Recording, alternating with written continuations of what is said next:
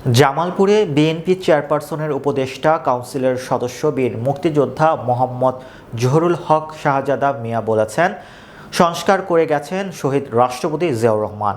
তার ১৯ দফা থেকেই সংস্কার সৃষ্টি হয়েছে। এখন তারেক রহমান ৩১ দফা দিয়েছেন।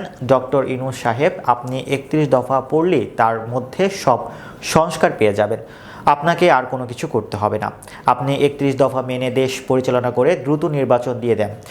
গত ১৭ বছর জনগণ ভোট থেকে বঞ্চিত। তারা ভোটের অধিকার চায়, জনগণ যেন ভোট দিতে পারে। আজ দুপুরে জামালপুর জেলা বিএনপি আয়োজিত জনসভায় প্রধান অতিথির বক্তব্যে তিনি এসব কথা বলেন। তিনি আরও বলেন, স্বাধীনতা যুদ্ধ একবারই হয়েছিল, আর কোনো স্বাধীনতা যুদ্ধ হয়নি। এখন যারা বলে দ্বিতীয়বার স্বাধীনতা এনেছি, তারা ভুল বলে। শহীদ রাষ্ট্রপতি জিয়াউর রহমানের নেতৃত্বে একবারই বাংলাদেশের স্বাধীনতা যুদ্ধ হয়েছে। দেশ একবারই স্বাধীন হয়, দ্বিতীয়বার কোনো দেশ স্বাধীন হয় না।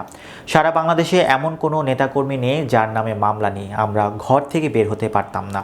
আমরা অঘোষিত আয়নাঘরে ছিলাম। গত ৫ই আগস্ট আমরা আয়নাঘর থেকে মুক্তি পেয়েছি।